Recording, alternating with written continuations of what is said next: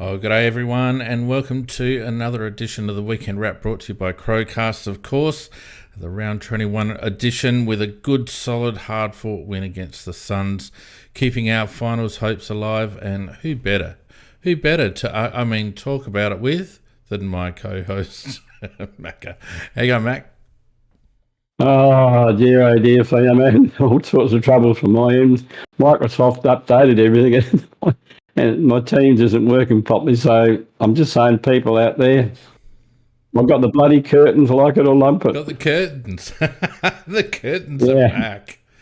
The curtains are back. Back, We love the curtains, mate. Don't worry about that.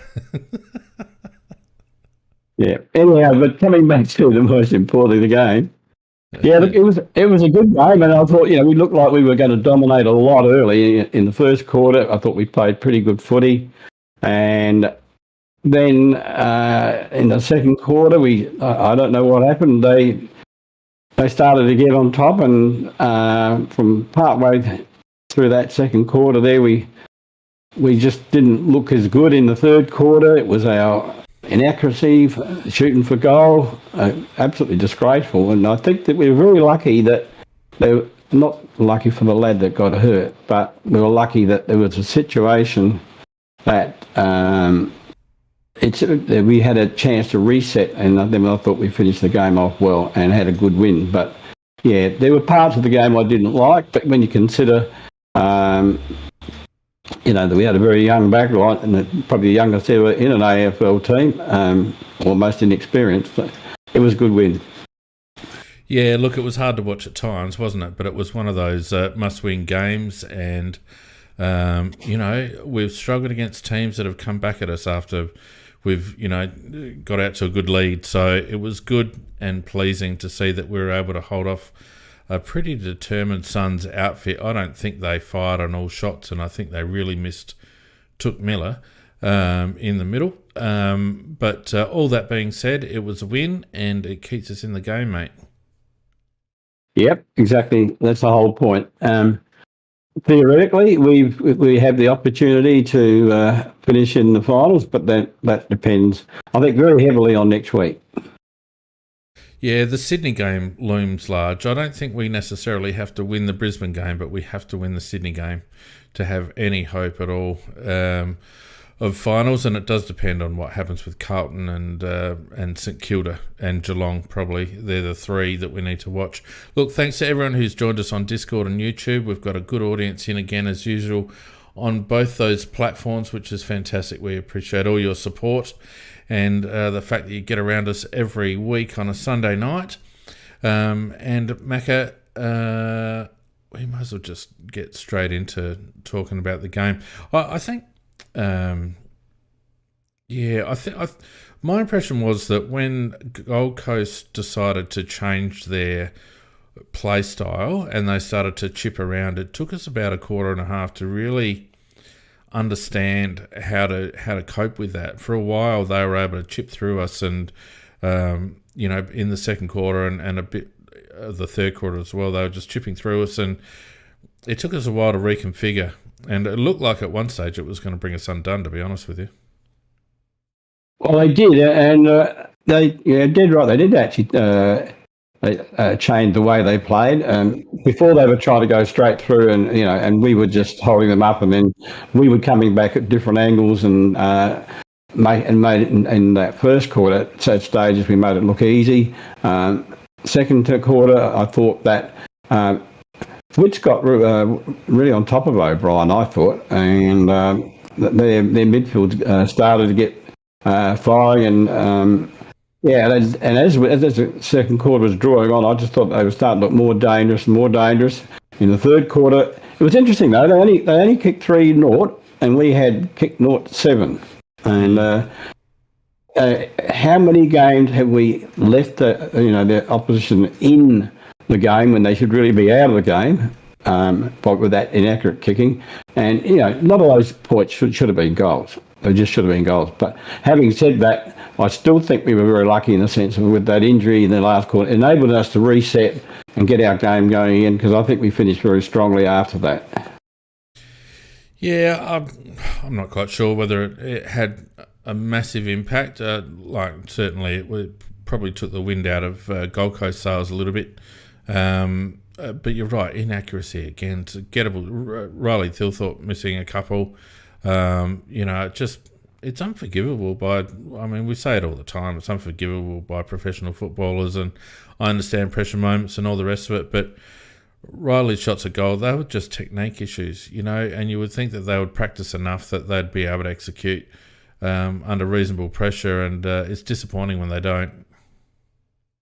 The three that he missed, every one of those three, if he was having a shot at goal at training, he would have kicked every one of those three. And he allowed the pressure of it to actually, as you say, affect not only sort of affect him mentally, it affect his technique, and they were pretty poor efforts in the end. Yeah. Look, I think they did well on Geordie Dawson. I think Swallow did a pretty good job on him, but they seemed to loosen that up when the game was on the line, and I think they went for a little bit more of an attacking approach, but certainly shutting down Geordie Dawson was a good strategy for them. That being said, my mate Matty Crouch again had a good game, and again proving his worth when he's able to use the ball by foot, Macca. Look, I think that the reasons that Matty used to get criticised and eventually dropped were valid in the sense of the usage of the ball. But I think his usage of the ball, he's realised his limitations. He's realised what he has to do to fit into the team, and I think he's using it pretty well at the moment. And Lou's asking if I'm going to the park to do some goal kicking tutorials again. I'll bloody do it. And you probably kick him, Fane. Just show them up. I couldn't kick him from 50, but if we gave me 10 metres for every decade that I'm older than them, so how old's Riley? He's 20. So yep. That's, and I'm over 50. So I should get 30 metres, which means that... Yeah. You're kicking from the goal square. Yeah. I'll kick him from 35, maybe even 40. I'll kick him for 40. Everyone's talk is cheap. I'll bloody do it. I'll go across the road to bloody Scotch, and it's not hard. It's not hard, is it, Macca? Well, the thing is, it is a pretty simple thing, really, when you have a shot for goal. It's if you make sure you go back so you don't kick it around the mark, and you run straight at the goal, and you kick through the ball. It is a simple act, and if they are to put a pass 50 metres onto somebody's chest, they'll go very, very close every time. Yep, it's a simple act. But it's a very simple act, but so it's psychological, and it just has to think, I want to kick this goal, not I'm scared I'm going to miss. That's the difference. That's a big part of it, I reckon, mate. They've got to own the opportunity, right? Instead of being afraid of what happens if they fail, they need to own the opportunity, and this is an opportunity to get us further in front or to seal the game or something like that. It is a real mindset, because most of the time when technique breaks down, there's no extenuating circumstances. It's all in the head. When you can misread the breeze, I can cop that. You can not make the distance for whatever reason, but when you see them, just run out to the side or drop the ball crooked or don't line up properly or whatever. I hate all that crap. It's just and that's what Riley did. The second one that he missed on the left, his technique broke down on his run up. You could just see it happening. That wasn't his normal run up. He ran up. He sort of ran out to the side, and yet he was easily within range. And of course, he did a great big quick across the front of goal. He hooked it. Yeah. Anyway, let's not go on. I might do it. You should. Then again, I might not. I'll do it, but I won't mention it if I stuff it up. I haven't kicked the ball for a while. It'll be like pull a hammy at the second shot or something. Look, a couple of things. First of all, again, Macca, we have a debutant come in on on the back of an injury and do an extremely good job. And I must admit, I was mildly surprised at how well Ball Ace went. But I was also extremely pleased for the lad. He has persevered and persevered. And he didn't look out of place, did he, at all? I thought he had an excellent game. I've been one of the ones that doubted him because I've seen him play SAFL and he played well. Don't get me wrong, he's been playing well. But I worried about him for pace at the AFL level, but it didn't show up at all at any stage. He just looked like he fitted in straight away. He didn't look nervous. I thought there wasn't anything he did wrong. In other words, every time he had an opportunity, he did it right. And I thought it was an excellent debut, actually. Yeah, he understood our structures. He didn't try to do anything beyond his capabilities. He defended very, very well. And, again, it just... that Silvers was talking last week about targeting a defender in the draft trade period. I don't think we need to. It's interesting because that almost says to me that Dude's going, to make that comment. Oh, I think he was talking about the fact that Murray was going to be out for a year, Butts was going to be out for a time, and, there are two key pillars, I guess.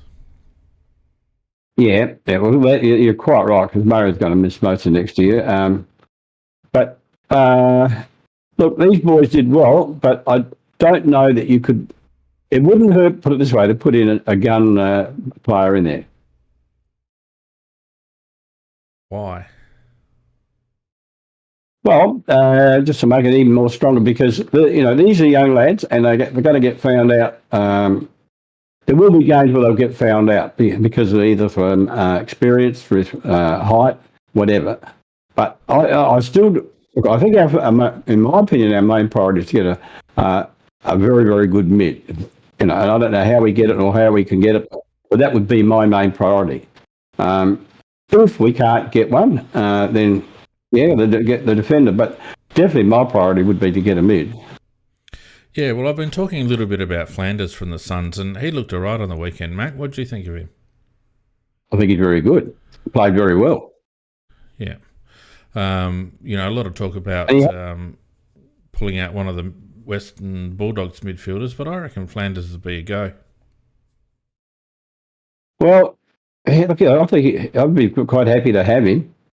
He's a very good player. He gets a lot of the ball. And look, it isn't like he just did it 1 week. That he's been doing now for ever since he's come into the side. He's been playing like that. He's very, very good. He's got good pace. I wouldn't mind him. Yeah, I'm quite happy. I think I said last week I'm quite happy to pull in another defender from the edges, from the state leagues or whatever. But I wouldn't be spending a lot of capital, to be honest with you. I really wouldn't. I mean, look what happened with Mackesy. We spent all that draft capital and it got us nowhere. Yeah, that was shocking though. Pick six right down the drain. Yeah, I mean the only good thing out of that is getting Pedler with the extra pick that we got from dropping down from 4. And Peds looks like he's going to work out, but gee whiz. The other one that was of interest was Hollands, and he got subbed out halfway through the third, Mac, and he looks a shadow of the player that he was in juniors, and that knee, I reckon, has had a real impact on him. 100%. I've watched him every game every game he's played this year, and there hasn't been one game that I've thought I'd like to have you in my team. He is just a player at the moment, and as you say, he got subbed out because he was playing pretty average footy. And look, he was the ants pantsman, before the draft started, and then unfortunately he did the knee in it, and he's just not the same player. Just isn't. No, it doesn't have that explosiveness. Speaking of which, Joshua Shelley, I thought would come out of the blocks, but I was mildly disappointed with his effort, Mac. I'd always put in the stinker category thing, and he did get. I think he got one goal, but there wasn't much about his game I liked, quite frankly. No, and he's, dare I say it, he's starting to play like a bit. It's starting to look lately like a bit of a seagull, like sticking a foot in or sticking a hand in or trying to do the tricky stuff. And I just want him to play solid football. Yeah, well, I have to agree with you because I thought he was pretty courageous and he used to go after every ball and try to get every hard ball. But yeah, at the moment he just seems, well, as you said, like a seagull at the moment, just hoping to get an easy swoop. Yeah, he look, young player. I'm not about to tear into him or whatever, but considering how high he went in the draft, there's some expectations. I think rightly we could have expected a little bit more from him this year, Mac, to be perfectly honest, and I think he needs a big off-season. Well, I think you're right, because given what he gave us last year, we were delighted with what we got last year.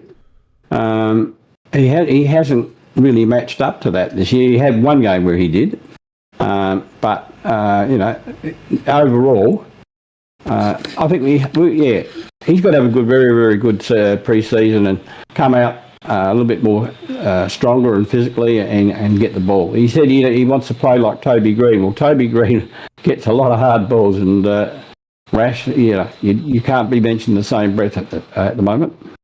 Oh, not even close. But I mean, and that's a fair goal to have. A lot of people in the chat saying that he looked better in the middle. I must admit, I agree. It's a difficult spot to play, that half-forward flank.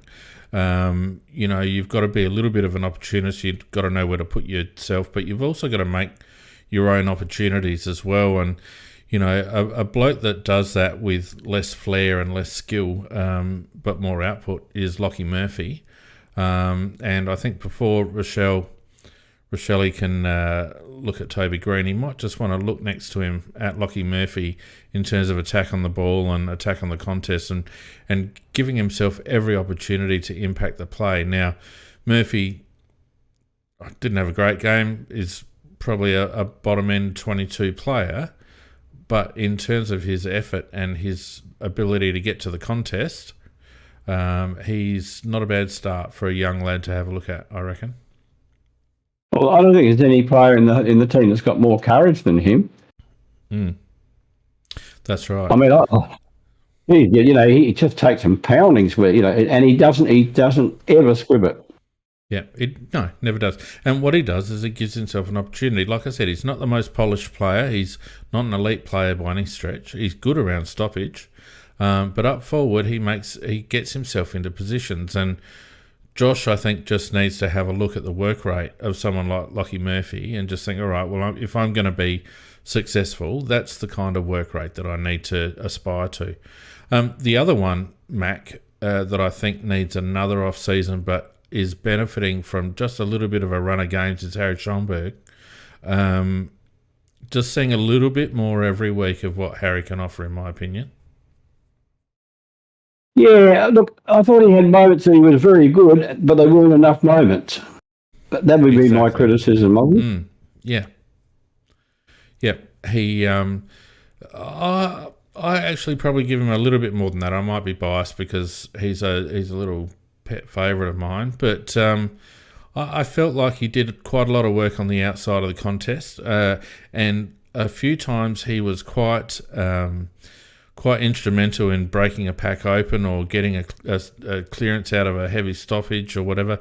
And what I noticed was he's sneaky quick.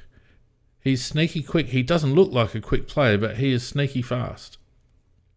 Yeah, look, he only had the 14 disposals for the game and 3 tackles, but those disposals of him, they did stand out for the very reason that you just said. He sort of burst from the pack rather than just ran out of the pack sort of thing. He came out really quickly with good pace. So he's obviously got himself a little bit fitter. Now he's just got to get a little bit more of it. a little bit more fitter, a little bit more harder, so that he can stay in the contest a bit more.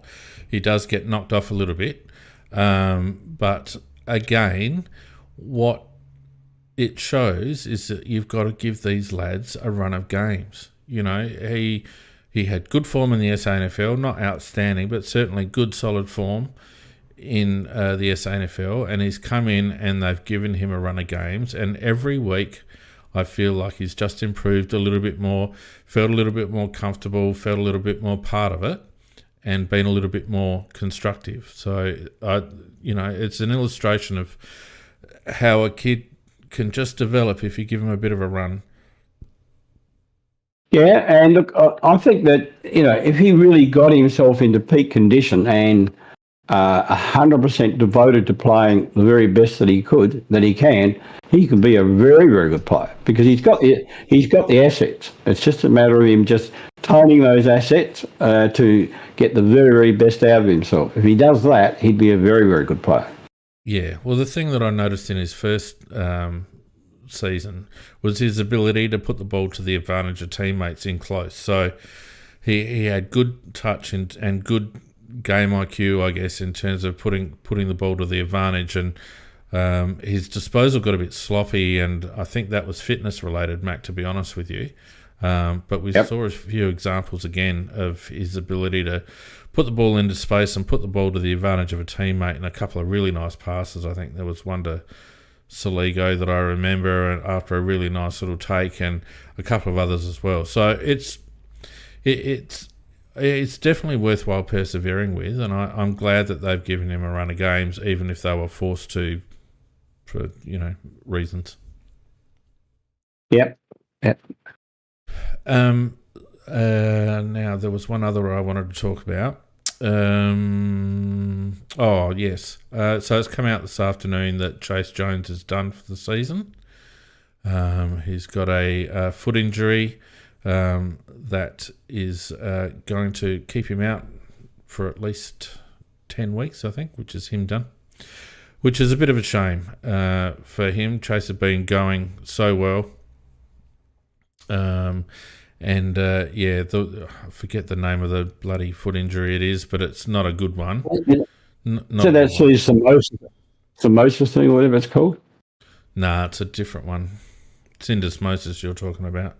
Wasn't that one? Yeah, I can never. One. Liz Frank, thanks, Seal the Great in YouTube chat. Liz Frank. So it could be anything. It could be a quick recovery. It could be a long recovery. So he got his foot caught under a tackle and was in obvious pain. And real shame. Real shame for Chase. But I guess it gives someone else an opportunity, doesn't it? It does, but I would have liked to see him, because he'd finally become the player we want him to be. Yeah, and a foot injury for a quick, explosive player like that isn't great. So let's hope he has a good recovery. So we're still not too bad on the injury front. We've got obviously a couple of long termers now, but overall still not too bad. The pleasing thing, touch wood, is, Mac, that I can't remember the last time we had a soft tissue injury. Can you? No, I have to say that our fitness man, Burgess, I think he does a great job. When you have a look at other sides, like, for example, Rankin's the last one, and he's almost the only one, I think. Yeah, when you take comparatively, I just think he's done a great job. And we have a look at the other teams like West Coast, for example, where they've got almost sometimes a half a side out. Yeah, which has to be something wrong with the way that their fitness training is. Well, I mean, we've seen firsthand what a poor fitness program can do. When Burton was here, and we had awareness of every bloody soft tissue injury known to man. And look, to me, it's not a stretch to suggest that Matt Crouch and Brad Crouch, for that matter, have both benefited from different fitness programs.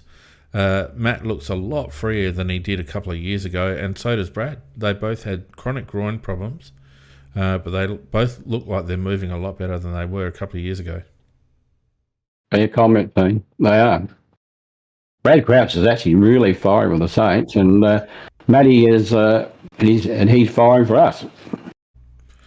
Yeah, the thing about Matt is that he's got his kicking leg back. He can actually kick the ball further than 20 metres now. He's kicked he tends not to, but he certainly it doesn't seem to be limited in his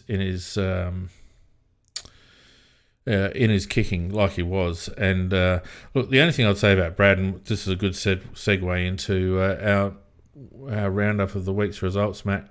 I watched him this afternoon against Carlton, and he racks up the ball, but he does not hurt you. Does not hurt you, and he does not run. There was an instance, I think it was in the third quarter on the near side wing, where he got 3 or 4 touches in the space of 30 seconds. But at no stage did he follow up. At no stage did he offer. He was always hanging back, and it needed him to actually run through and get the 1-2 or get the follow-up. And that's always what's been missing in his game, I reckon, Brad Crouch. Well, you are right, because if he was a great user of the ball, he'd be an outstanding player. He has no problem getting the ball. He can rack it up as good as any other player in the comp, and he's tough and he's hard and he's fast. So, but that is his downfall. Yeah, it was just something that it just became noticeable to me that there were times that his teammate was just looking for that give. Like Crouch would give it to him, and instead of running through, he'd just hang back. It's like, oh, Brad, you got to run through there, Anyway. All right, let's look at the weekend results, Macca, because it was another interesting round. And on Friday night, we had the Bulldogs. What's the deal with Richmond, quote unquote, resting Cochin and Martin in such an important game? And Grimes. What's the deal with that? I don't get it. I just don't get it. There's one or two things. Either they're bullshitting and they are injured, and they just didn't want to say that. Or if they are resting them, then that's almost tanking. But look, it turns out I don't think they would have won if those players had played anyhow. In fact, I thought it was a very ordinary game for a Friday night, a feature. And you really want, and I think that that feature, Bulldogs versus Tigers, is based on history rather than where they are at the moment. Because the Bulldogs are far too good for the Tigers, far too good. And but what message are you sending your team when you rest 2 of your 3 best players? Like, I don't know. To me, you're saying, we don't care whether we win this or not, and that's exactly how Richmond played. Look, I agree with you 100%. As I said, you could interpret it as a tanking message. I said that previously because, if you're going to rest them and the better players, the other players will. But it's not a great example to the other players if they know that those guys who actually could have played. So pretty ordinary anyhow. And I thought the game was pretty ordinary. I think the outstanding was Bontempelli. I think he's I've never seen him in better form than he has been for the past few weeks. He was absolutely outstanding again. Well, he's a big show now. He's a big show for the Brownlow now with Dacos going down. If he maintains that for the last 3 games and picks up another 9, I think he'd be a huge chance. Because he's had a real run of he's been probably about the last 8 weeks or something like that. He's probably picked up about 7-3. So he would be.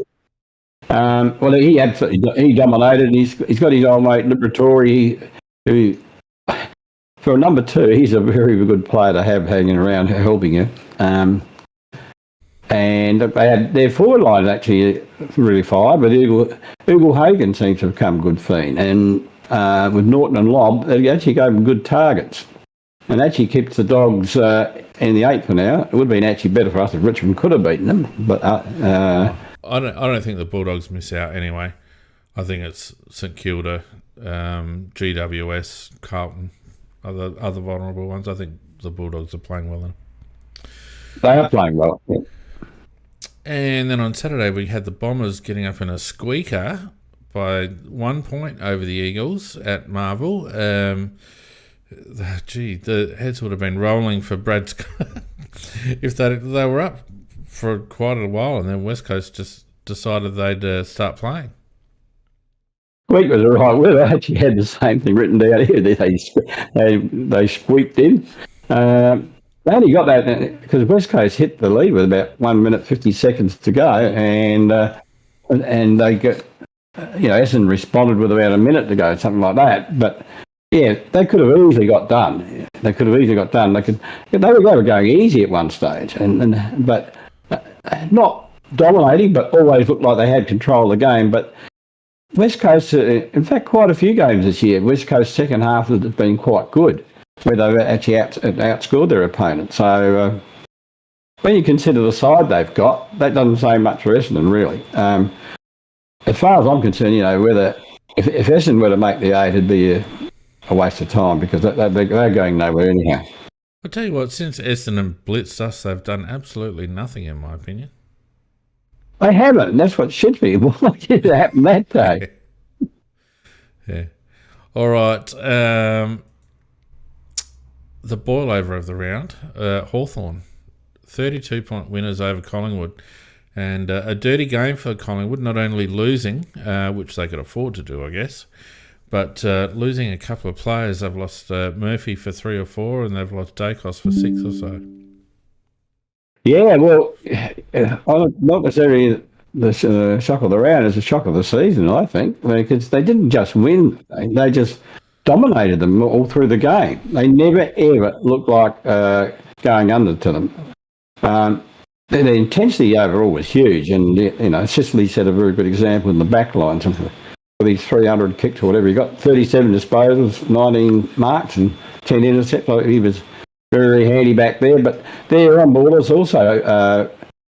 Day and Newcombe, they're not big names, but in terms of what Collingwood are supposed to have, but gee, they won the midfield. They won. In fact, there wasn't too many areas that Collingwood would run at all. In fact, that's 2 wins. I think that's 2 losses in a row now for Collingwood. So Dacos was tagged out of the game before he got hurt. He only had, I think, 5 possessions or something like that.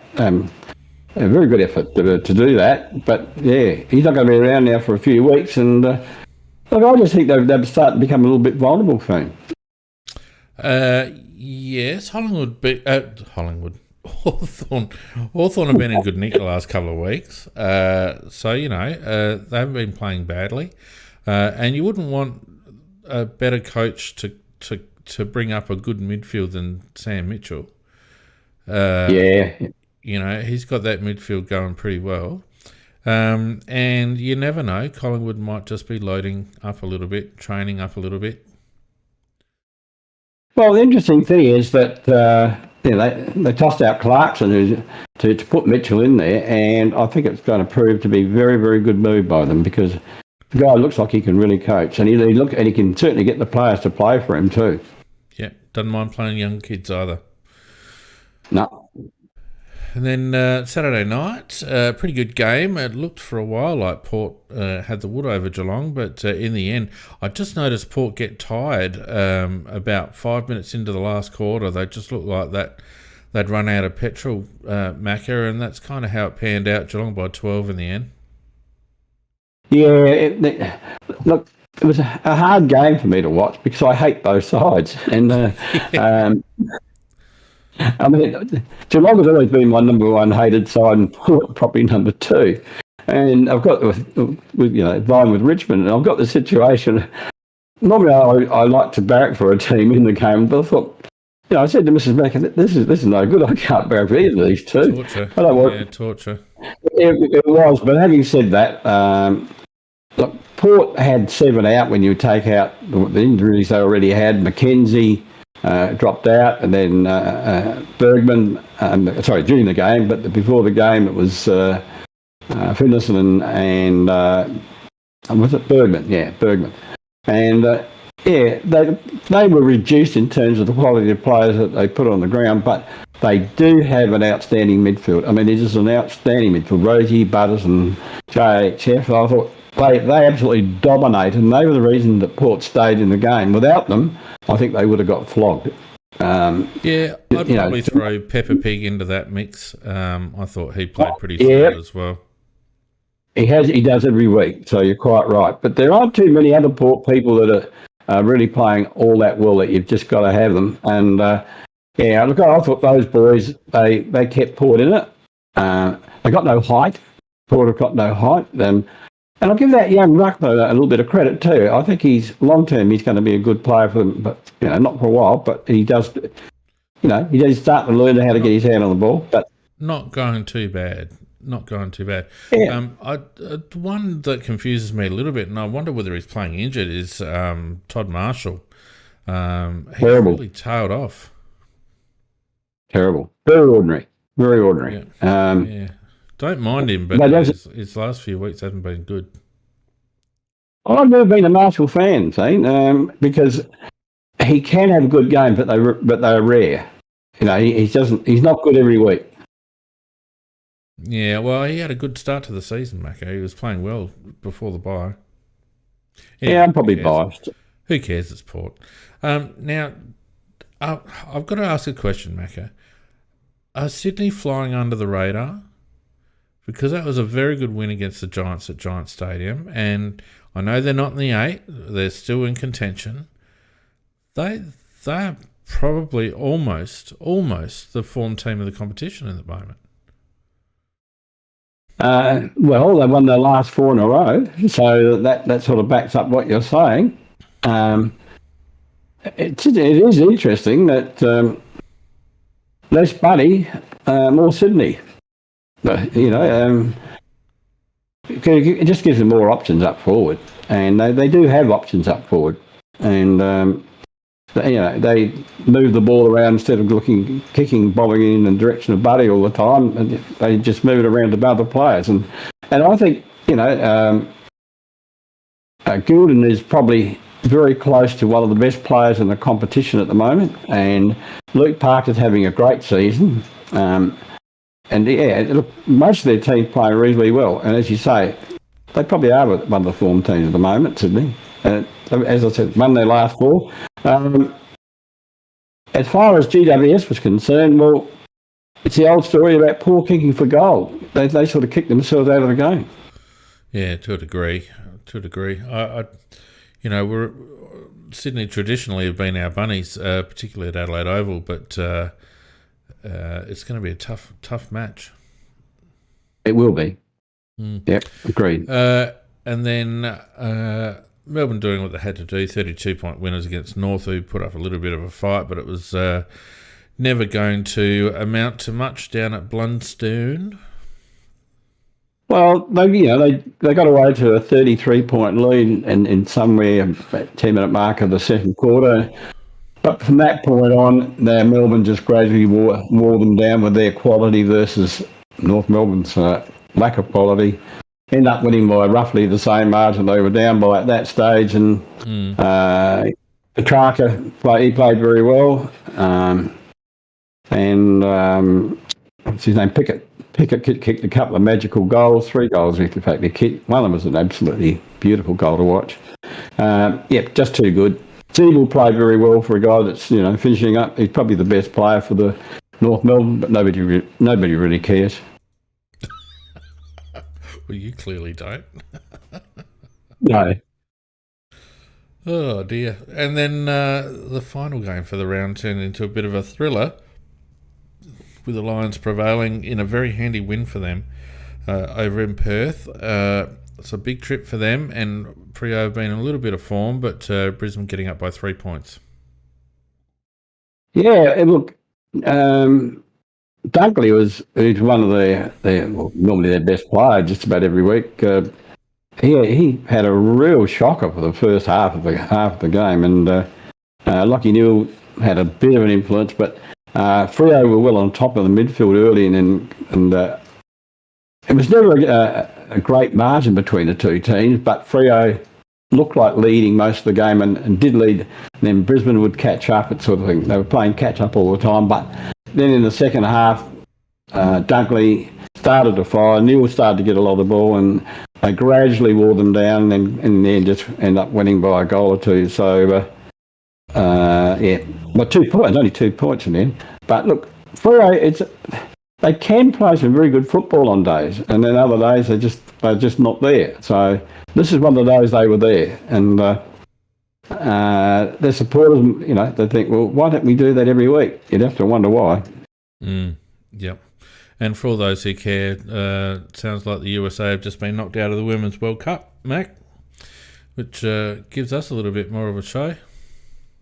No tears from me with their departure. No, after they called Melbourne Melby. All right, Melby.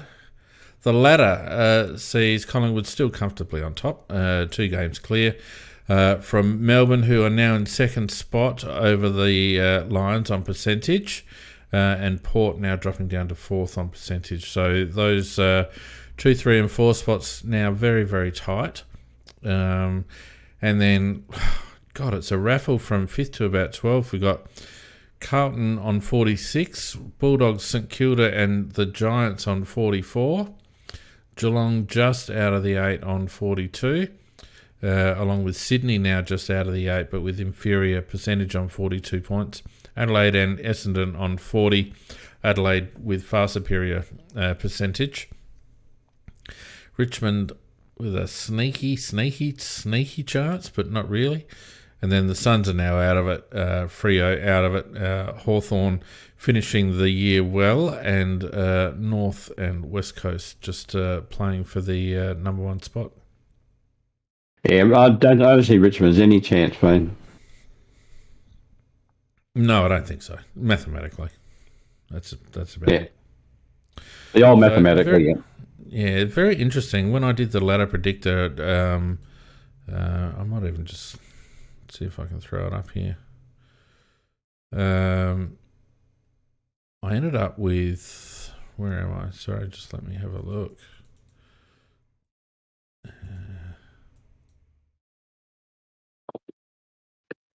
It's not going to work for me, I don't think.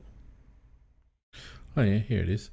My ladder predictor, Macca, sees Collingwood finish on top, Melbourne on 68 points in second, Brisbane in third and Port in fourth, the Bulldogs in fifth, St Kilda also fifth, Carlton seventh, and Adelaide sneaking in past the GWS Giants.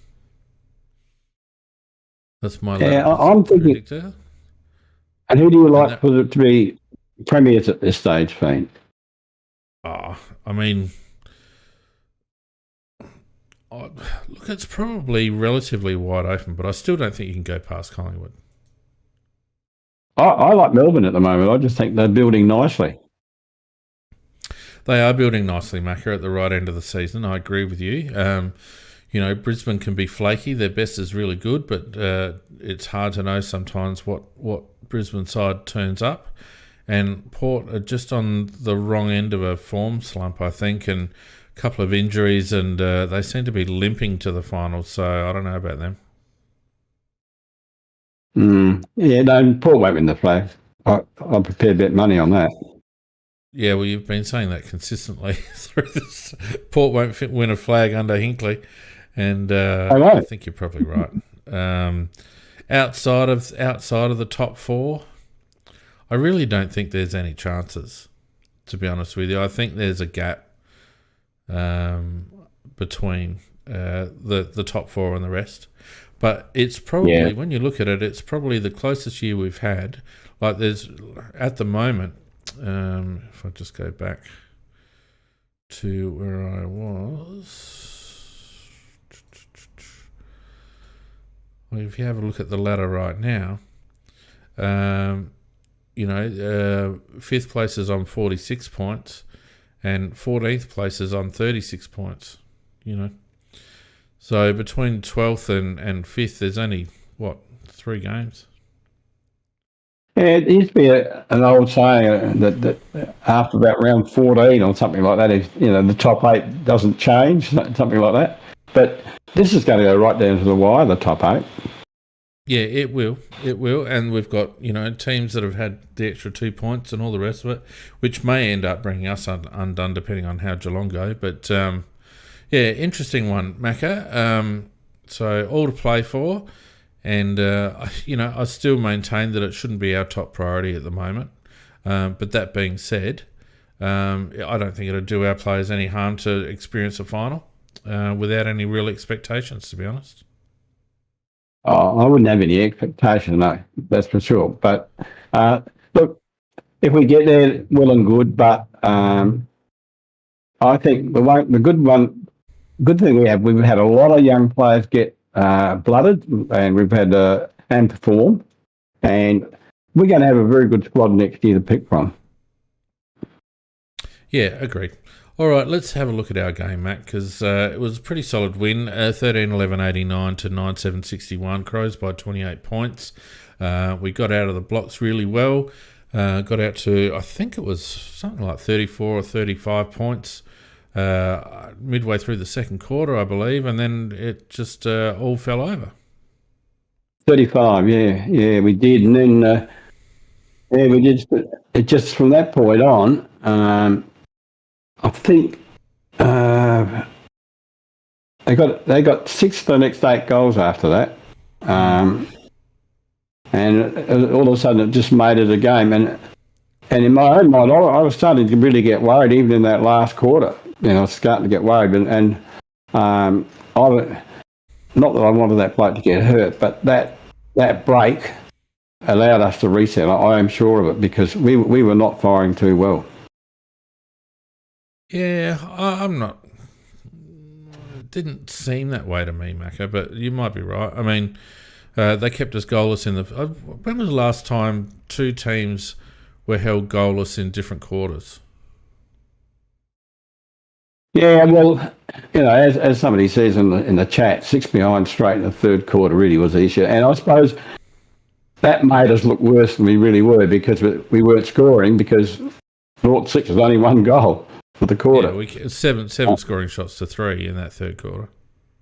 Well, 7, yeah. So, yeah, but we were our own enemy to that in that sense, and so a lot of those goals were set shots that should have been kicked too.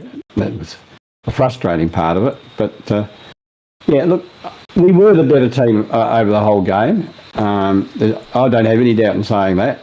But at times, for some reason, we just go off the boil, and once they got hold of the game, it was very hard to get it back from them. Well, I honestly think, Macca, that we struggled with the change-up. They changed the way that they played, and that was. It took us a long while to actually work through that. They did, yeah. They did, and I thought they did it very well too. And as I said, I was starting to get a little bit worried, but I just thought it took us.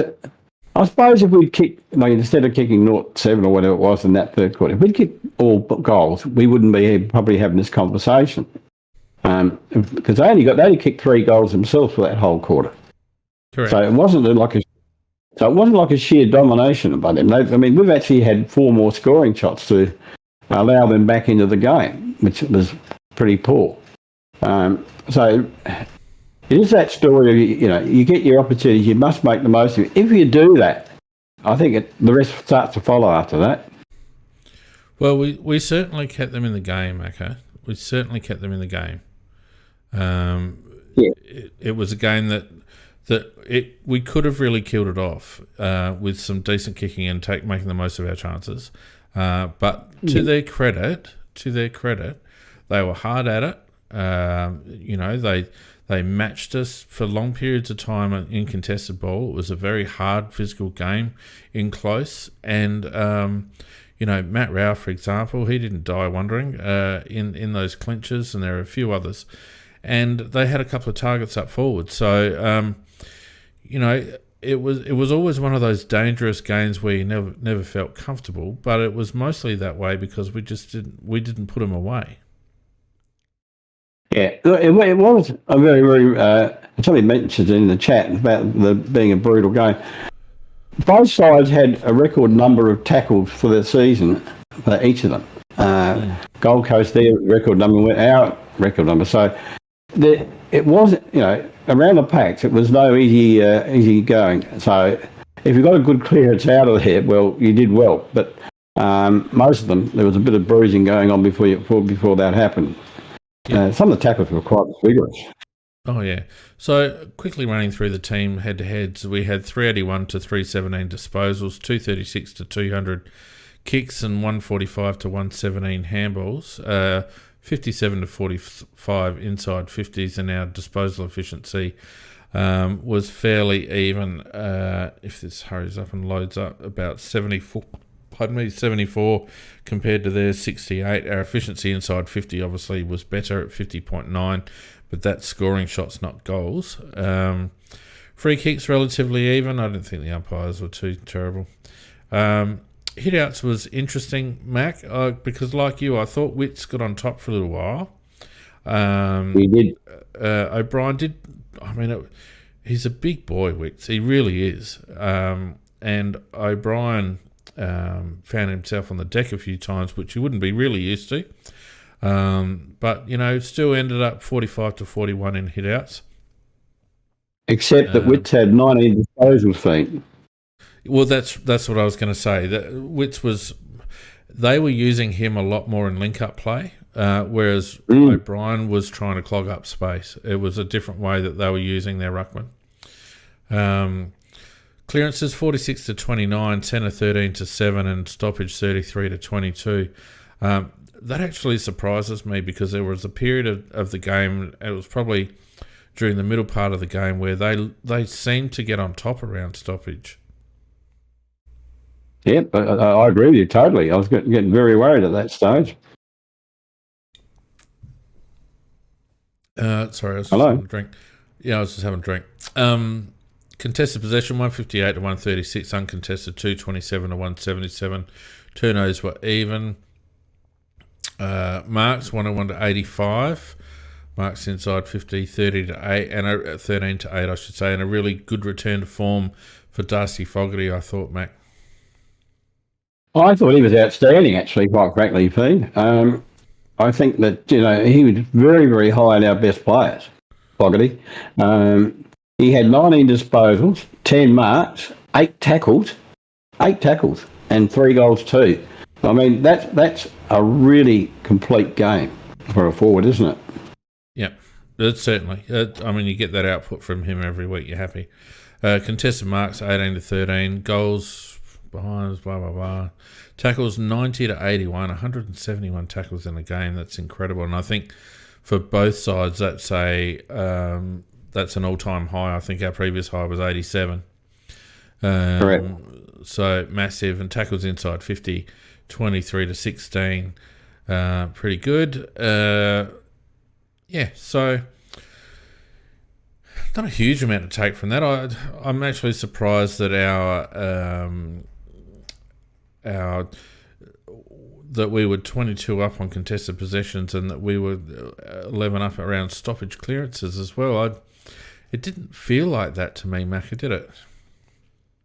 Oh, well, actually, I did think that most of the day, except for that period when they changed the way they played, I thought we did have a lot more of the ball than them, and we were using it pretty well to change angles and et cetera, et cetera. So I was I'm not surprised that there was a differential there, probably a bit more than I would have thought, but I thought we most of the game did control the play, except for perhaps a period of 1.5 quarters.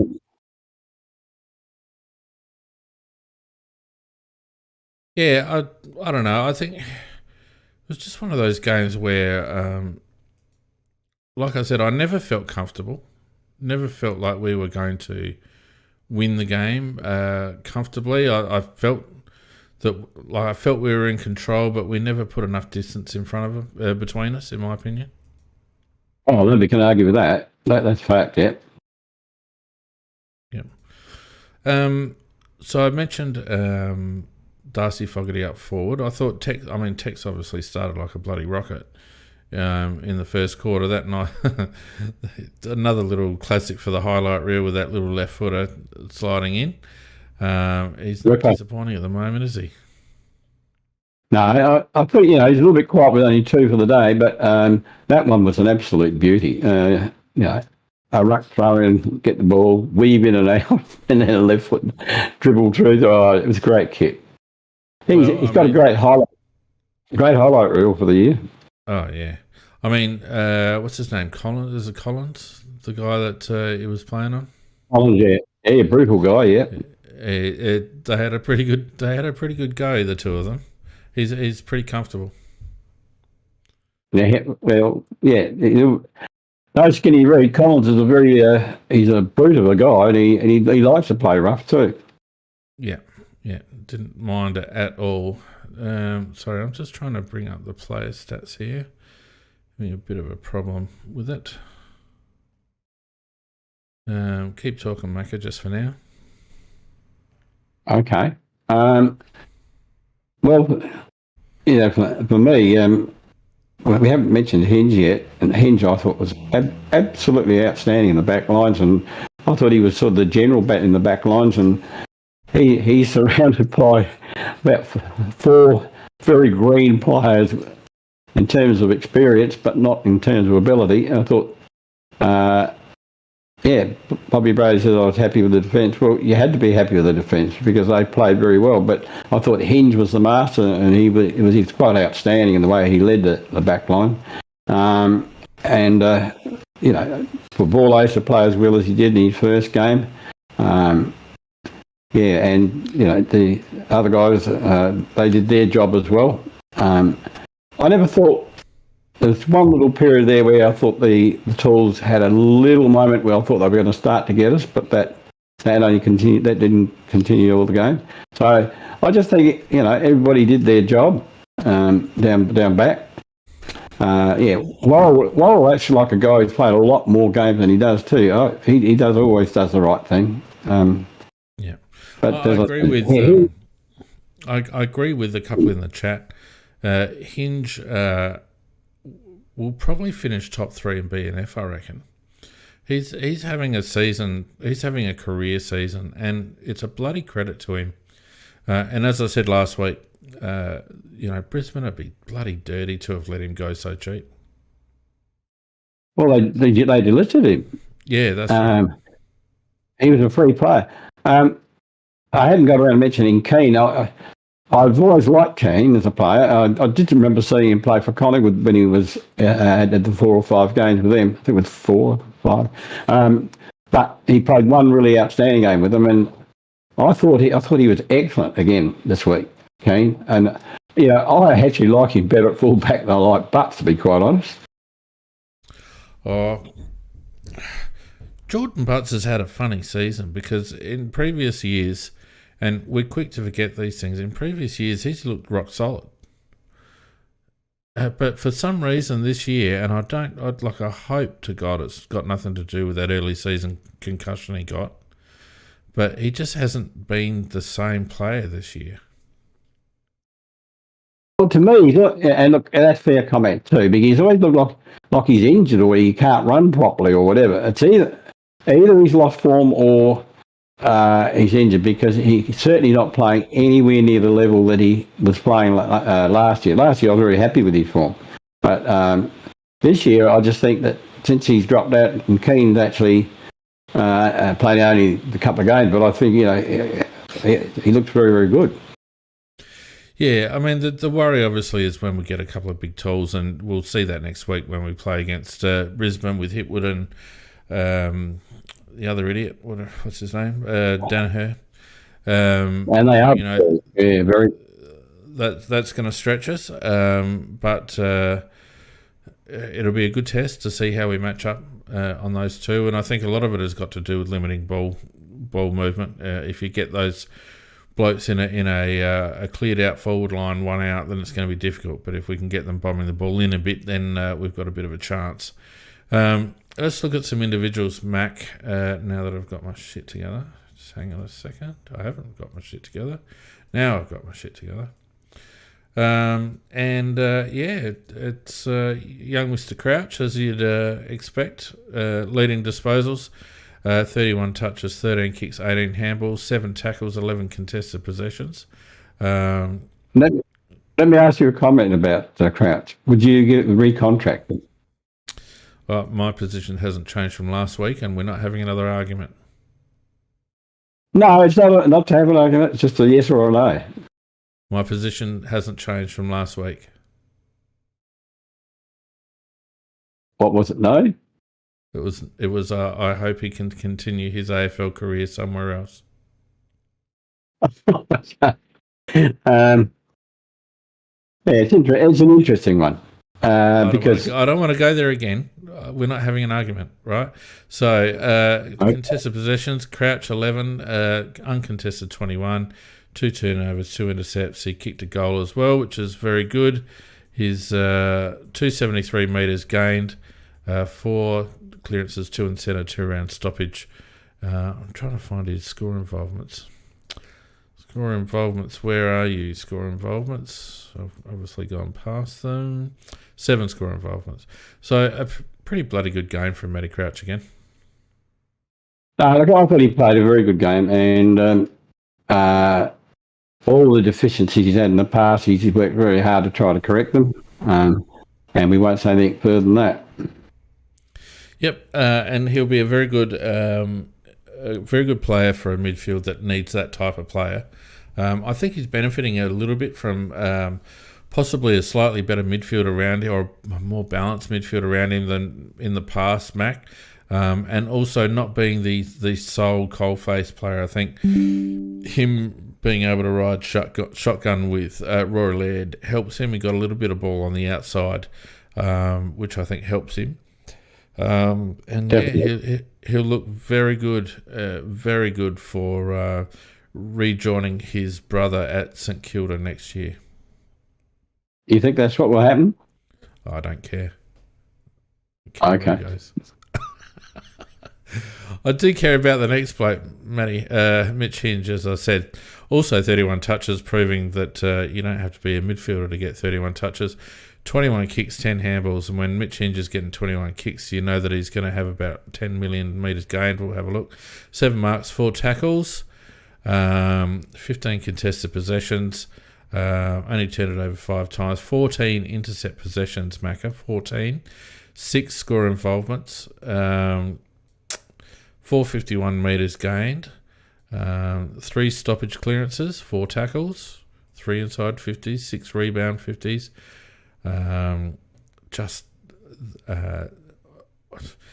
Is he all Australian?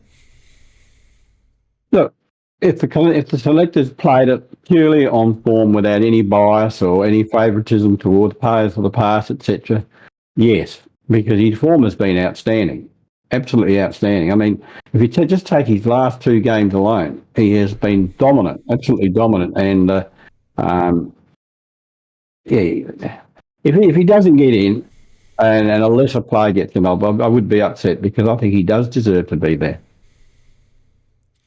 Yeah, a couple in the chat talking about him taking on more than he can chew. I reckon he's got licence to do that. 9 times out of 10, he's going to pick off an excellent pass. He only turned it over 4 times out of 21 kicks and 31 disposals. So I don't think that's a problem at all. And he gives us so much direction off halfback in that rebound. That first kick, Mac, is so important, and he's just doing it brilliantly. And when you compare his effectiveness to, say, Brodie Smith, who had 26 touches, 21 kicks and 5 handballs, 6 contested, and also 70% disposal efficiency, 7 turnovers, 4 intercepts, 3 score involvements. Like, Brodie Smith gained an extra 200 odd metres, and yet Mitch Hinge was clearly the more constructive player out of the 2 of them. Would I be right? Yeah, you're right, because you can by a long way. You can kick the ball 50 metres and it goes straight to the opposition. Well, it records you kicked the ball 50 metres, but doesn't record the fact it came flying back again. Whereas Hinge might kick it sideways at 20 metres, and so therefore it doesn't gain any ground, but it might put someone out in the open to burst down the ground. So those figures can be misleading. Yeah. I won't go through all of these. So Lairdy, 24 touches, 14 and 10, relatively quiet by his standards. Geordie Dawson, definitely quiet by his standards, 23, 14 and 9, although I thought he did sort of work his way back into it in Last quarter. Let's see, he had 8 disposals in the third, and so 15 of his 23 disposals after half time, which was a good bounce back, but they certainly loosened up that tag on him. They had Swallow on him in the first half, and he was pretty good at tying Geordie up for that first half. Yeah, I think Dawson can probably expect for the rest of the season to have somebody like that tagging him. Because he's such a good player for us that probably is our best player. I think that he's going to probably get a tag most of the time now. Well, and that's why it's important, Macca, that we get another midfielder in there, whether it's an existing midfielder that's coming through or someone from another club. We need to get, like, there were too many times we had Sloane, Crouch, or Laird in with Dawson. There's not enough pressure on the opposition to look after anyone else but Geordie in those circumstances. What you're saying is that they have that really class player who can break away. So if they put all their attention towards Dawson, they're going to have somebody who can burst away and put them under pressure. So you're quite right. I mean, you look at Melbourne with Oliver and Petrarca.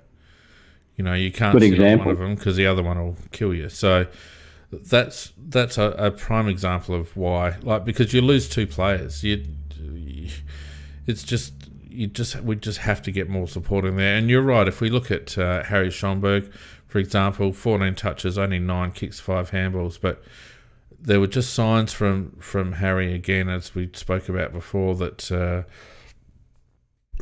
he's just starting to regain some form. Max Michelani. God, you got me saying Michelani now. 19 kicks off half back. Pretty good game, Mac. Yeah, I was happy with his game. I mean, he's had a pretty good year all year.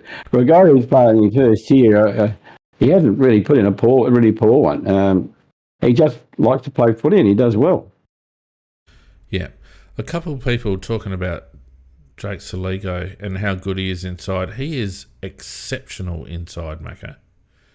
Isn't he? Yeah, totally. Under the greatest of pressure, he can actually still find a player, which is really good. Exceptional. His little sides, his lateral movement is excellent. His spatial awareness is really, really good. He had 16 touches, 10 and 6, 6 tackles, 10 contested possessions. I thought it was a really, really solid game in a really tough game by a young player. Yeah. He's going to be a long-term player for us. He's going to be a 200 to 300 game player for us. And I reckon in the long run, he'll be in the midfield and he'll be one of our stalwarts in there. Yeah. Yeah. Miller, not as spectacular as last week, but still pretty solid. 19 touches, 13 and 6. 13 uncontested possessions is good as that outlet player, and has found the ability to go when he needs to now, Mac. So that's what we need to see more from him. Yeah, he played a handy game. Not to the level of last week, because that was really outstanding last week. But I'd say he still played very well. Yeah. James Borlase, we've already talked about 18 disposals in his debut. Looking after a key back is an excellent effort, and he should be commended. It'll be interesting to see what happens next week. They'll have to pretty much keep that configuration, I think. He's got nerves still, that boy, because he's played his first game, and what was his disposal efficiency? It was very, very high. He's actually 100%, wasn't it? I think 100%. Yeah, 100% disposal efficiency. Well, you play your first game, you get 18 disposal, I think it was, wasn't it? And in a game that's a pressure cooked game, and he has 100% efficiency. You got to say, well done by the lad. That was really, really good stuff. And somebody says he's got good pedigree, and he has got good pedigree. Yeah, Mark Borlase wasn't a bad player. 10 kicks, 8 handballs, 9 marks, 4 tackles. As I said, 100% disposal efficiency. He had 8 intercept possessions, 4 score involvements, 150 metres gained. Just a didn't look out of place. And again, it begs the question, Macca. Why did that? I mean, he was never bashing the door down as far as selection, and our back six is not easy to break into. But that's nearly 2 seasons that we've waited to give him a crack. Well, I don't think he deserved a crack last year. This year he's played well in most of the games in the sample, and it was interesting that in the last few weeks before he got selected, he was going up to the coach and telling him, I am now ready for AFL football. And he proved his point when he got the chance. Yeah, it's an interesting one. Lockie Murphy's an interesting one because, again, you look at him, you think, bloody hell, he's so frustrating, but then he, gives you 17 touches and 1 goal, 1, and works his ass off, and you think, oh, if only he had a little bit more class about him. Well, he will always be what he is. I can't see him getting any class here, but I tell you what, in terms of courage, I don't think there's any player in the side that's got any more courage than him. He goes where angels fear to tread. And look, he's always going to be in that fringe area where if he has a bad game, people will say, let's get rid of him. And then he'll play a game like he played on the weekend, and you'll say, oh, yeah, well, he's held his spot. But, yeah, look, he deserves his place at the moment, and if it's just on courage alone at the moment. Yeah. Yeah. Be interesting to see. They've signed him on for 2 years, so they obviously think he's part of it, Mac. Well, they do, and he may well be, but it'd be better. Well, I think we could hopefully get better, but because he is your. We'll put it this way: he's a blue collar worker player. So that way. Now, I've been remiss in saying, Mac, that of course we've got 27 in the live audience tonight, which is great. Vardy's there, champing at the bit to actually say something for once. But if anyone does want to have a crack, stick your hand up and we'll get you on. And as I say that, I don't like the fact that this person's changed his name, because to me, he's an Arab child. How are you, Arab? Hello, how are you guys? G'day, mate. How you going? Why change the name, mate? I don't know, I just felt like changing it up. I'll change it back just for you guys. If you wouldn't mind, thank you. I'll do it. I'll change it to the Arab Crow. How about that? Yeah, that'll do. Very good. Yeah. I was just going to ask, I was looking at Rory Laird, and I've been saying this in the chat and stuff, and I want to ask, what do you think he's worth if we were to put him on the trade table, and would you do it? Because I would, because I think we've got replacements for him, and he's just about to go over the cliff where I think we might as well use him up and get something for him. But the club won't do it, obviously, but I'm just saying if we would. Yeah, it's a tricky question, isn't it, Fiend? Because I'm sure that Lead is one of those players that's seen differently by different sides. And it's not like, if you put out a Bontempelli out there, everybody says, well, I'll have him. He's great. Lead's a worker, and he works very, very hard. A half-back flanker that's made good as a midfielder. I wouldn't want to trade him because he gets the ball a lot, but if you ask him what he's worth, you might get, close to end of first rounder for him. I wouldn't take anything less than that for him. Definitely wouldn't get rid of him for a second rounder. What do you think, Fiend? Yeah, it's an interesting call, isn't it? You just gave me a minute there to think about it while you were answering. I don't know. I mean, when you look at the relative performances of Matt Crouch and Rory Laird, and if you have a look at the touches that Matt Crouch has been getting on the outside compared to Rory Laird, it does beg the question, has Rory Laird become too one-dimensional? I would argue that he has. I would argue that Rory needs to give us something more than just coalface stats. but I would be more inclined to trade Matt Crouch than Rory Laird. But if you were going to trade Laird, what would you want for him? You'd have to take some sort of first rounder. I don't think it'd be worth it for anything less than that. I agree. Yeah. All right, Arab, what's your next one? Next one is I was looking at like our midfield stock, and I was just thinking, if we're just gonna get someone like Flanders, and we're gonna waste, I don't know, like probably a first rounder for him because that's how it seems the trend to be. I think we should hold off for one more year if we can't get like a really good midfielder, and see what we can get out of Barry next year and out of Schoenberg and out of maybe Dowling or Hugh Bond, because there are some questions still there where it's like, what are we going to get out of those players? Because Barry was doing really well in his second season. He was the leading tackler, and Schoenberg he's won our rising star, I think, for like best young player for us. And I'm just wondering, like, do we really need to go hard for even like a B grade midfielder? Because that's all it seems like we're going to get this year, and I don't think we should do it. What do you guys think? Well, it's a very tricky question because you're probably right that we can't get a hold of an A-grade midfielder. Flanders is a very handy midfielder, but he's probably not A-grade. So He's still young. He's still developing. True, that's true. But I don't know, is he out of contract, Flanders? Yes.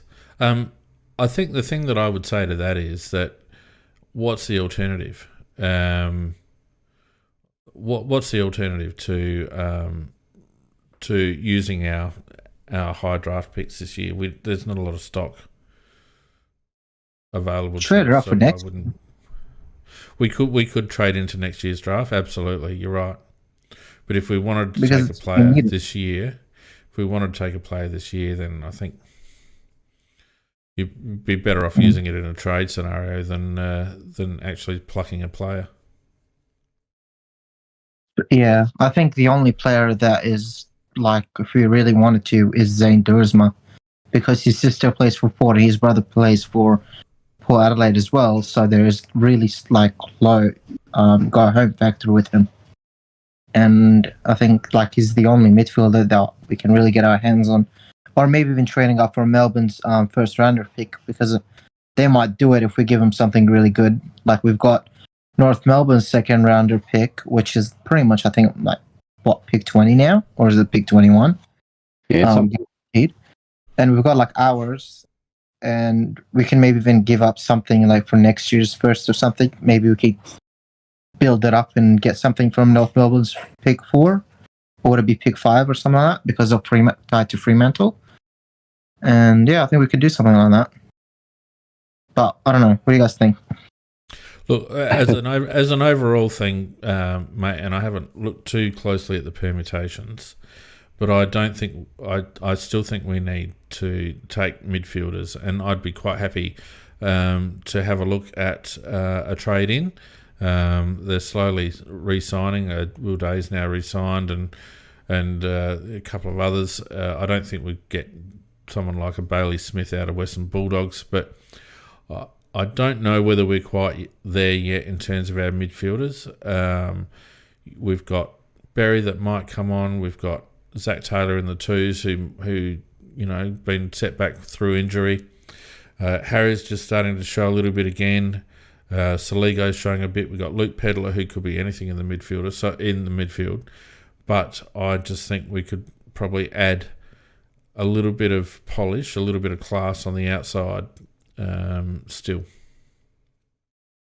I would love us to add something on the, a classier outside mid that we could actually give with real blistering pace and good disposal we could give the ball to. But I just can't see what there is out there. I mean, but the clubs know better than we do who's interested or who may be gettable. But and I'd have no problem if we went down that path. But if that doesn't, anything like that doesn't eventuate, I still think we should be concentrating the draft on getting maybe using. We've got a situation where we've got a first rounder, we've got 2 second rounders, and the second round, one of those second rounders is North Melbourne's, as Arab said that. So we could maybe use that to get in lower down the draft to get a good mid. That's what I'll be trying to do. Yeah, but you're not going to get an elite mid from the second, third round. Okay.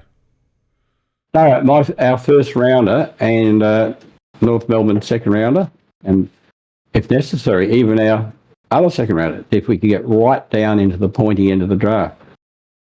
Well, I wouldn't mind loading up all our picks into a trade, absolutely, because I don't think that there's a huge amount of stock in this draft, and also I don't think we're going to have a lot of spots. We're going to have the mandatory 3 spots, Mac, and that's about it. I don't think there's a lot of players on our list that they actually want to move.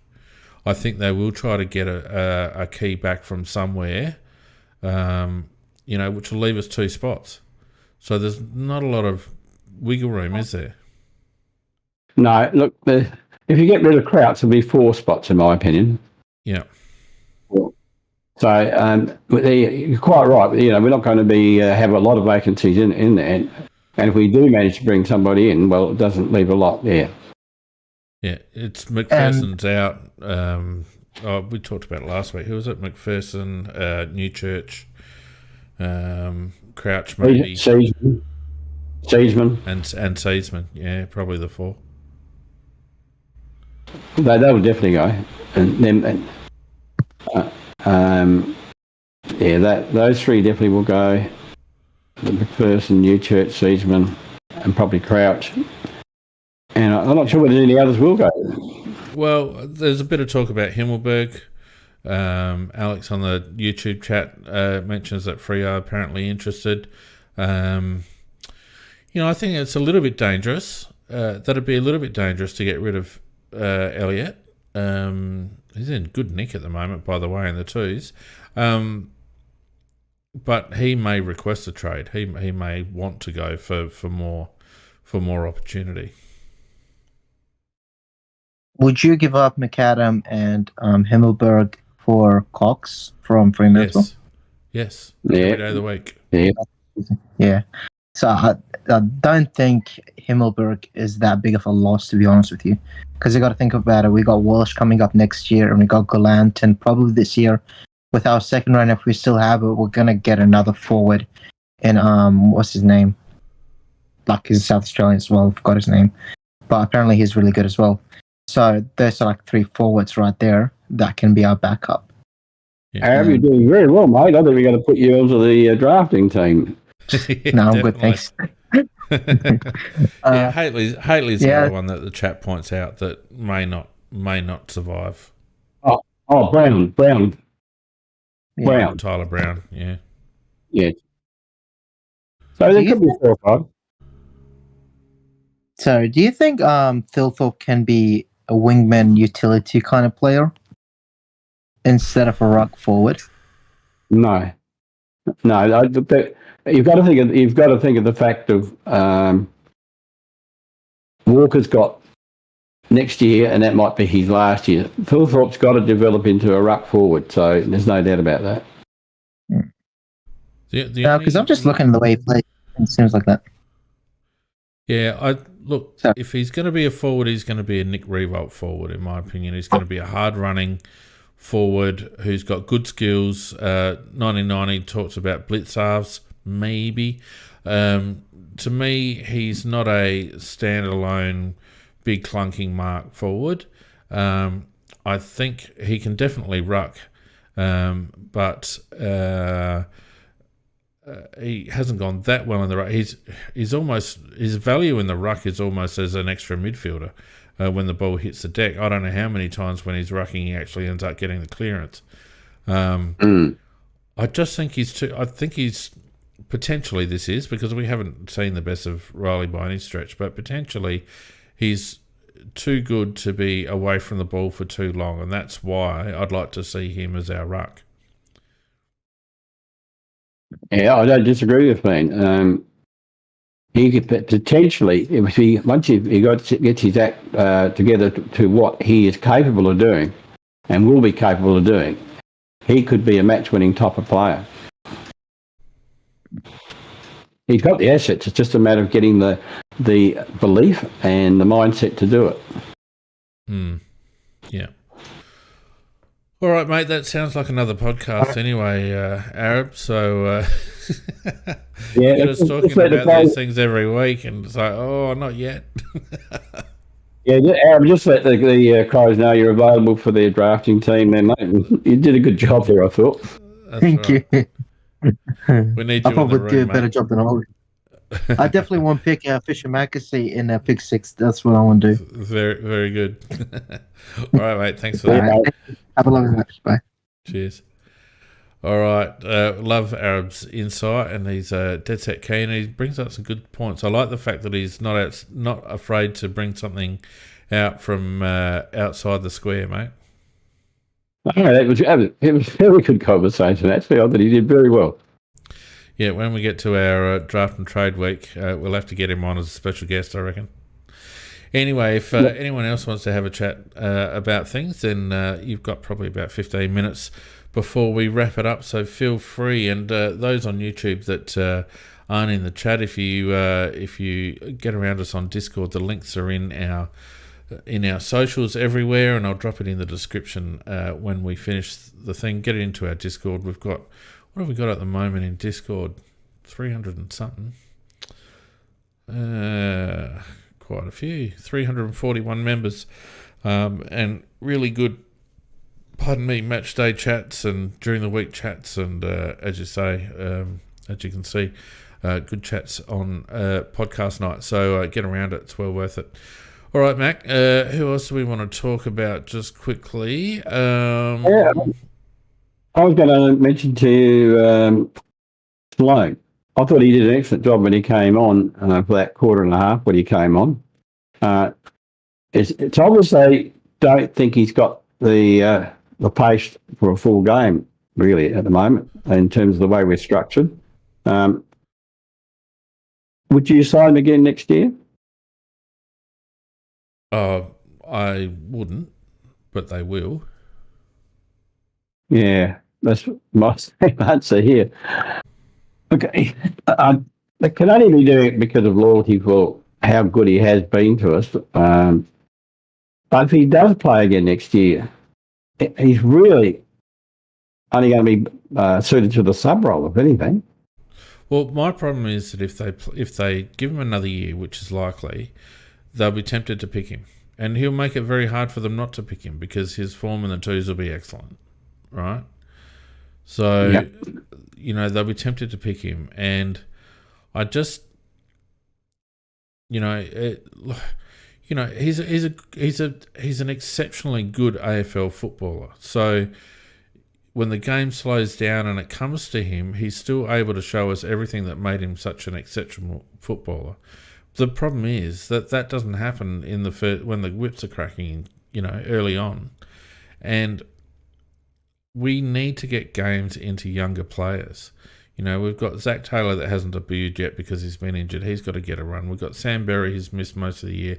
He's got to get a run. These kids need games into them. We've seen, Keane comes in and makes a difference. Borlase comes in and makes a difference. Worrell gets his chance and makes that position his own. We need, looking down Curvis, another one. We need to let these kids have the keys. And Rory Sloane, and this is the same view that I have with Matt Crouch, neither of them are in our next premiership team, Macca. And that's true.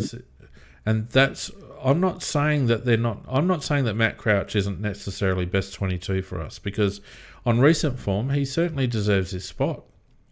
I'm thinking about how we're developing this side, and I just feel like we need to make sure that we leave opportunities open for younger players. We need to get Rankin and Rochelle running through the midfield. We need Lukey Pedler to build his engine so he can run through the midfield. Where's Rory going to play then? We've got halfback sewn up. So we don't need him. Yeah, look, to me, it's a real problem because Rory's been one of the sweethearts of the club in the sense that he's always given his 100% for the club. He's always done. He's the perfect guy. No, doesn't do anything wrong, and he's always given his best. But it's like anything and everything. Everything wears out in the end, and he's wearing out. And the fact that to play him as a sub now for 2 games in a row, if they don't even realise it themselves, they're actually doing that. They're saying to themselves, he can't go a full game, so we'll play him for half a game so he can make an impact. So what's he going to be next year? He's going to be lesser again. And I don't want to see a situation where Rory, after the great career that he's had, then has to be dropped because he's not good enough, or retain and keeping a young lad out. And when they won't have the nerve to drop him when they should. So, yeah, the easy way is to talk to him, get him to retire, make sure he's got a position in the club so that it can be seen that he's valued and that he's still part of the club, but not as a player. I just think it'd be a great mistake to give him a one more year contract. That's just my opinion. Others may think differently, but that's how I see it. Well, I agree. Jad in the chat mentioned Zeeble. I'm fairly comfortable that Trent Cotchin will retire at the end of the season. He's another one, a similar vintage that, it's a massive shame for Sloaney that he wasn't able to get a flag, but he's not going to be part of the next flag. He's just not going to be. I'd hate to see him go the way that Hodge and the other bloke left Hawthorn. I'd just like to see them bow out. And it's hard when football's been your life and you've been such a key component of a club for such a long period of time, and you've got emotional ties to it and all the rest of it. But he just needs to accept the fact that it's done and go out on what has been a pretty good final year, if it turns out to be that. It's like he has not left any stone unturned this year. He has really good patches. He's done really good things. He even took a grandpa hanger last week. He's done that. Was a joke. It was a free kick. he's not had a bad season, and I really hope that he sees it that way and decides that, all right, it's time. I really hope it ends up that way rather than we get him again in there next year as a player. Certainly got him around the club because he's a great person, great personality, loves the club and will do things for the club. And I don't know if he fancies going down the path of a coaching career. I think he would make a good one if he did, because he's got the right personality, but he's also got the right determination, etc., etc. So he could learn his trade in that respect around the club. So I'd like to see him stay at the club, but not as a player. Yeah. All right. Anyone else want to talk about before? Someone mentioned Nankervis and whether he was tapering. It was only his second game. And, I think he did fine. He didn't make any mistakes. McAdam was an interesting one, Mac. 3 goals. Very lively. I'll be happy to see. I'll be happy if the Crows involve Shane in a trade, but you can't deny the fact that he adds a little bit of energy to our forward line, doesn't he? Bit of X factor. X factor's the right word. You think I haven't seen much of McAdam. All of a sudden, he'll take a freak mark. I mean, or he'll come from nowhere and get you.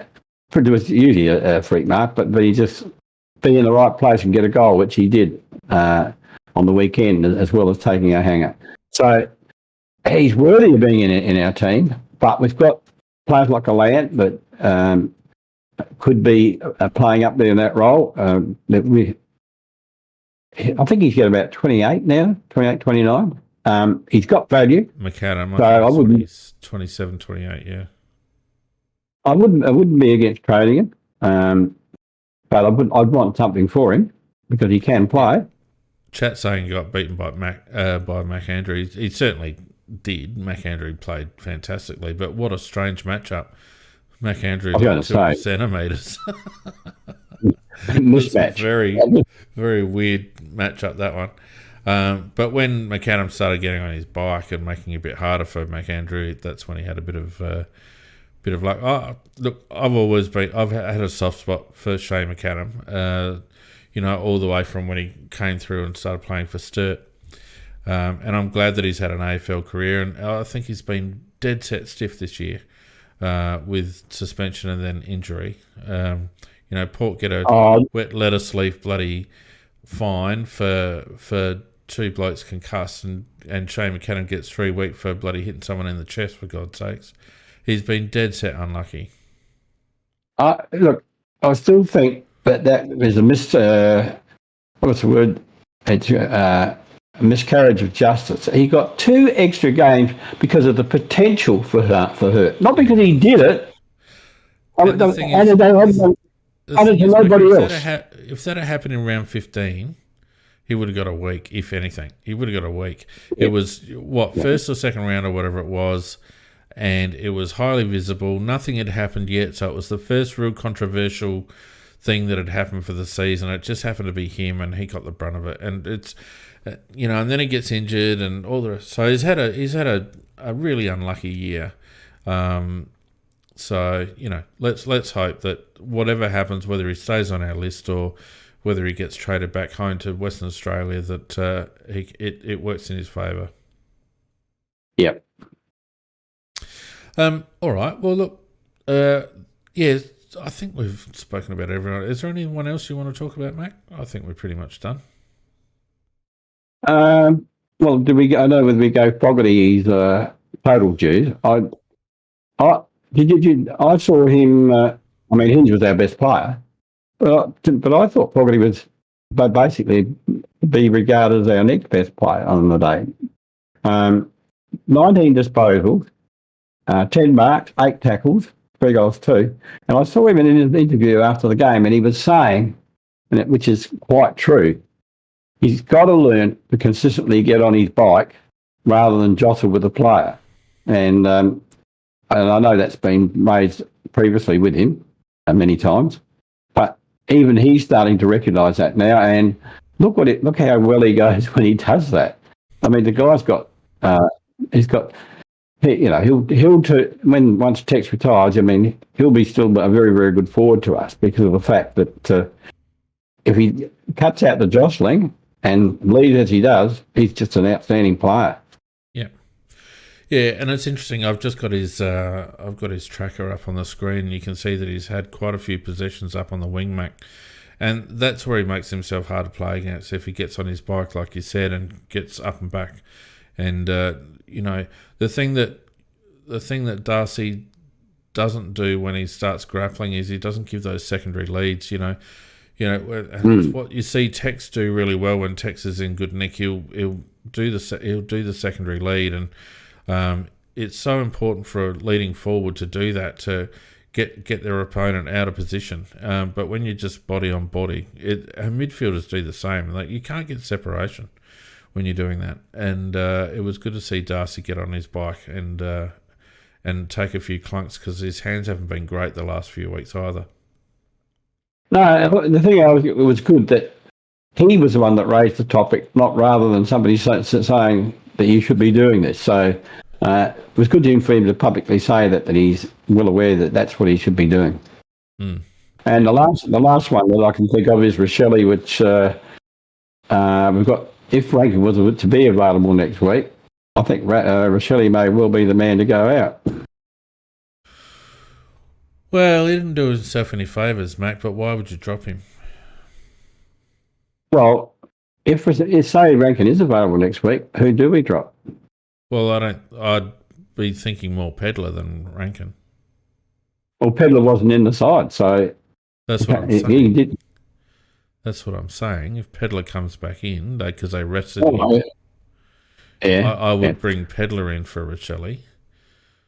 But then, if it were me, I'd leave Rochelle in and bring Rankin and Pedler in for Murphy and Keys. But that's just me. Yeah, I don't think they would do that though. No, I'm saying that's what I'd do. Yeah. It'll be interesting to see when they're all available, who's going to be in and who's going to be out, because none of them have really. Well, Rankin has, but of the others, Keith probably has stamped his position in the side, but he's got versatility. Vardy says Keith's more goals than Rochelle this year. I mean, that's completely immaterial in my opinion. We're talking about a young developing player.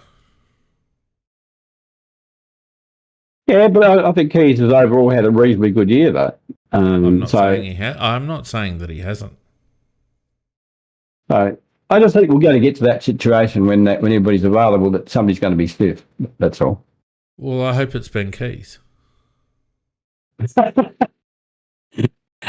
have an opinion. I'm just on how they played this week. But Rochelle, I wouldn't mind dropping him back just to let him know that he's not indispensable. So if you want to play up in the A grade, play like it.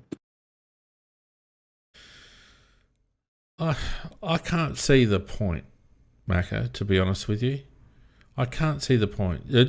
You pick the guy. I mean, look at what we're doing with... I've liked the way that we've worked with Riley Thilthorpe this year. Like, we gave him a little run in the twos at the beginning of the year just to get him up. Yeah. And then since then, irrespective of his form, he's played in the ones. He's a first-team player. Josh Rochelle needs to be the same, in my opinion. He should be. Unless he's cooked or injured, he's playing in the ones.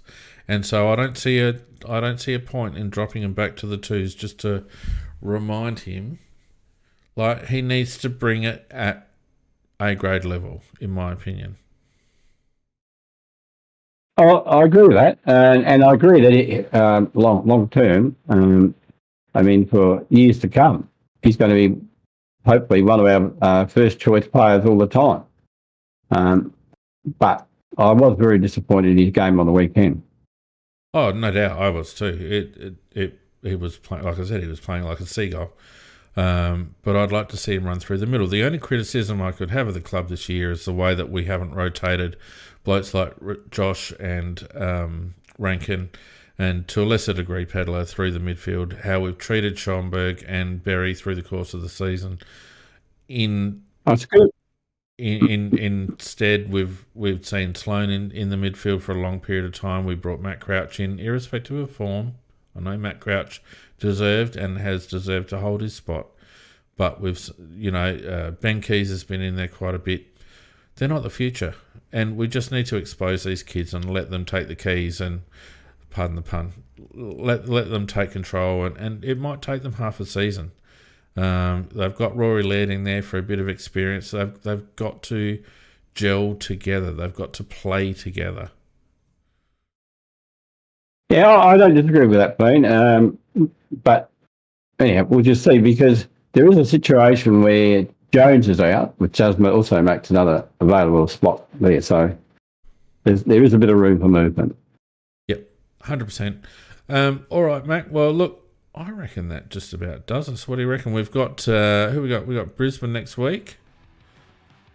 Look, that's going to be a hard game in the sense that they've got a strong midfield, and they've also got a good ruckman.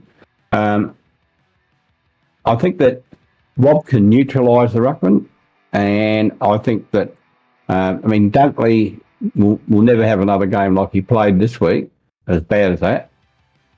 Neil didn't go too well last week, but he started to find form this week. So, I think they will have a good midfield. And I think our biggest danger are the two tools up there where we might be outsized. But look, I think they're vulnerable. I just think that if our boys really, really give it 100% because they really want to play as if they want to be in the 8, then I think we've got a chance. But if I had to bet money on it, I'd be back in Brisbane. I like Sleep Dizzle in the chat, says, I hope we take the game on from the get-go. I do too, because I think that Brisbane can be a bit one-pace through the midfield. They've got good solid players, Zorko and Lockie Neal and those types through there, but they're not overly quick in the midfield, and I think we've got an opportunity to get them coming back the other way. Don't want to see us turn it into a scrap. I just think we play our brand, we play our open brand of footy, and we play positive. And if we do that, then we've got to take our chances. And if we take our chances, I think we're a show. We're a show against any team when we play like that, Macca, in my opinion, at the moment. Yeah, you are right. We've got to just take it on and bugger the consequences. I mean, it'll either work or it won't work. Yeah. Losing is no shame at this stage of the year. And and the other thing is it's a free hit. It's a free hit, Macca. If we lose, we're not out of it, right? But if we win, we've got so much to gain. It takes a bit, it pushes us. Like, we can still make the 8 by losing to Brisbane. No one's expecting us to beat Brisbane at home. Brisbane are playing decent but not fantastic football, and they are a bit vulnerable. I would hate to see us try to turn it into a 10 goals to 8 match. I would love to see us try to make it a shootout. Back Tex in, back Fogarty in, back our midfield in to move the ball quickly, like we did at times the week before last, and just see what Brisbane have got. Yep, I 100% go along with that philosophy. Just tell the boys to have a real crack at it and go. Just go for it 100%. And look, if you get it right, the rewards will be there, and if you don't, we'll still be alive next week to play another game. And on that note, look, thanks to everyone who's joined us on Discord and on YouTube. It's been fantastic to see all your support once again. Don't forget, you can join us on Discord. Just follow the links in the description or on our socials. And if you are watching YouTube and you like what you see, come back again and give us a like and give us a subscribe. Our subscription's just inching up, Macca. Just inching up. Well, that's the way to go. Just inching up. So we're not going to hit our target this year, but it has been really good growth. So don't forget to spread the word, share it with your friends, all the rest of it. If you're listening on iTunes, for God's sakes, give us a review. We haven't had a good review on iTunes for a while. So they all complain about you, Macca, on iTunes. Do they really? What do they say? It's too late. I'll tell you another time. In the meantime, have a good week, everyone, and we will see you next week for another weekend wrap. Bye-bye. Yeah, see you guys. See ya.